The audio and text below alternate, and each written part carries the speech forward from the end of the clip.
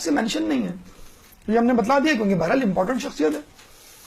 سید مہدی اللہ, ہم نے دیکھے بہت سارے علماء پڑھے ہیں اور ہر عالم پہ ہم چونک جاتے ہیں, حیرت میں پڑ جاتے ہیں کہ کیا لوگ تھے اور کس طرح انہیں زندگی گزاری. لیکن جو عالم شاید سب سے زیادہ لوگوں کو حیرت میں ڈالتا ہے وہ ہے سید مہدی بحر العلوم. کس وجہ سے؟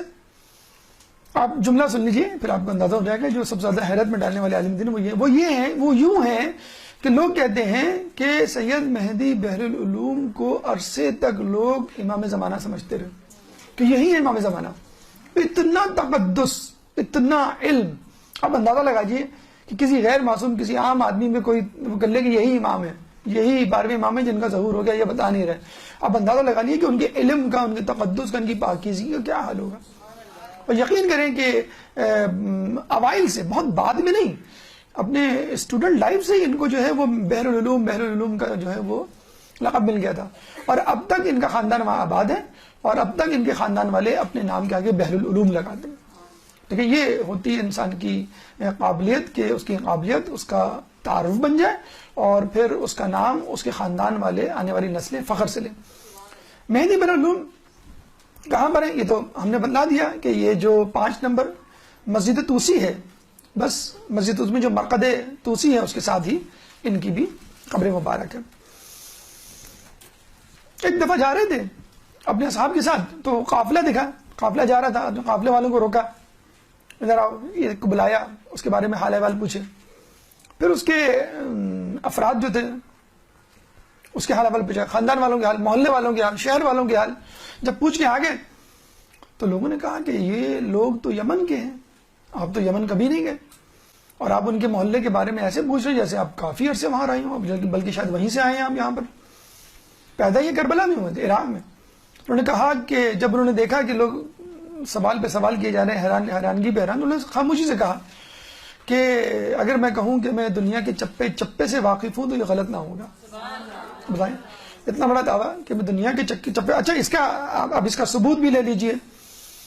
عراق میں جو اہم ترین زیارات ہیں ان کی دریافت, ان کا انکشاف کس نے کیا؟ سید مہدی بحر العلوم نے کیا.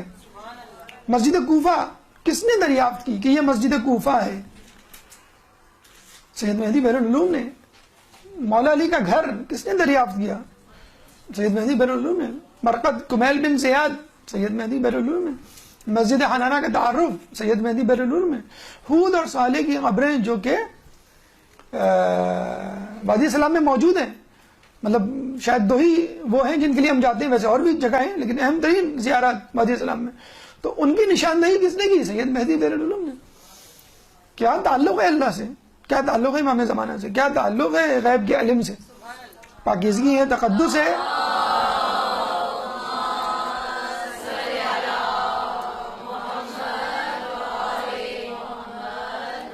تو یہ جو دریافتیں ہیں سید مہدی بحر العلوم ہی کی وساطت سے ہم تک پہنچی ہیں. اب آئیے مرقد صاحب جواہر محمد حسن نجفی, جو کہ استاد تھے شیخ مرزا انصاری. شیخ مرزا انصاری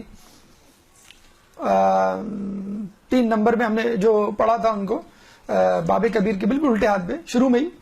تو کیا شخصیت تھی آپ کو معلوم, آپ کو بتلایا تھا. جب ان کا استاد ہو تو اس کی کیا شخصیت ہوگی. اچھا پہلے زمانے میں اگر کوئی شخص کوئی کتاب لکھے اور کتاب بہت مشہور ہو جائے تو بس اس کو اس کتاب کے نام سے متعارف کروایا جاتا ہے, صاحب مفاتی, صاحب بہار, ٹھیک ہے. تو اسی طرح صاحب جواہر, جواہر الکلام انہوں نے کتاب لکھی تھی. یہ ان کا مقبرے کا, روضے کا اندرونی منظر.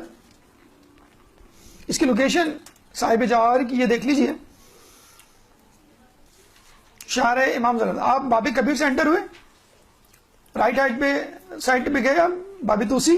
باب توسی میں آپ نے شیخ توسی کی قبر, سید مہدی بحر العلوم کی قبر دیکھ لی, دونوں کے روزے. آگے جائیں گے تو یہ ہے 6 نمبر پہ صاحب جواہر سید محمد حسن نجفی, استاد ہیں کس کے؟ شیخ مرزا انصاری کے. صاحب جواہر یعنی جواہر الکلام نامی کتاب. ان کے بارے میں کہا جاتا ہے کہ پہلی مرتبہ مرجعیت نے مرکزیت اختیار کی, یعنی یونانیمسلی, انڈاؤٹڈلی, بلا شبہ, بغیر کسی اختلاف کے اس زمانے میں یہ واحد مرجع ہوا کرتے تھے. آج کل کے زمانے میں بہت سارے مراجعین ہیں جو جس کو عالم سمجھتا ہے اس کی تقلید کر لے، لیکن اپنے زمانے میں پہلی مرتبہ تاریخ میں ہوا تھا کہ تمام کے تمام لوگ کسی ایک کی مرجعیت پر متفق ہو گئے تھے. اور اگر ایسا ہو جائے تو بہت اچھی بات ہوتی ہے، وسائل ایک کے ہاتھ میں ہوتے ہیں اور ان کی ڈسٹریبیوشن آسان ہوتی ہے. لیکن یہ کہ بشرط یہ کہ وہ سب کے نزدیک عالم بھی ہو.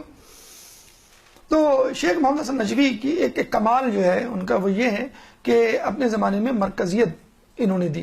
مطلب مرکزیت کیا دی، وہ خود اتنے بڑے عالم تھے کہ لوگ کسی اور کو ان کے سامنے تقلید کے قابل سمجھتے ہیں. جواہر الکلام ان کی کتاب ہے جس کے بارے میں ان کے شاگرد شیخ مرزا انصاری فرماتے ہیں جواہر الکلام اور وسائل شیعہ، یہ دو کتابیں پڑھے بغیر کوئی آدمی مجتہد بن ہی نہیں سکتا.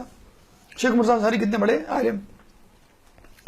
تو یہ ان کی کتاب تھی. آج تو ماشاءاللہ کمپیوٹر کا ایج گرو وہ ہے، ایک سی ڈی میں یہ پوری کتاب موجود ہے، پوری ایک سی ڈی میں. نور والوں کی سی ڈیز ہیں، آپ کو میں نے بتایا بھی تھا. نور والوں نے بہت ماشاءاللہ کام کر رہے ہیں. ایران کا جو پروگرام آفس ہے کمپیوٹرائز، کہ ایک ایک سی ڈی میں ایک ایک عالم دین کے تمام کام، ان کی تمام تصانیف جو ہے انہوں نے ڈال دی ہیں. تو جواہر الکلام 42 جلدوں پر مشتمل کتاب ہے. اور آپ کو معلوم ہے کتنے سال لگائے تھے انہوں نے؟ 32 سال. 32 سال میں 42 جلدوں پر مشتمل فقط ایک کتاب، ایک کتاب ہی کہیں گے اس کا، فقہ کی ایک کتاب انہوں نے تشکیل دی. اور جواہر الکلام اس کا نام صاحب جواہر پڑ گیا. تو آپ دیکھ لیجئے ہمارے جو علماء ہیں پوری زندگی لگا دیا کرتے تھے. 32 سال آدھی زندگی تقریباً لگا دی آپ نے ایک کتاب کو لکھنے میں.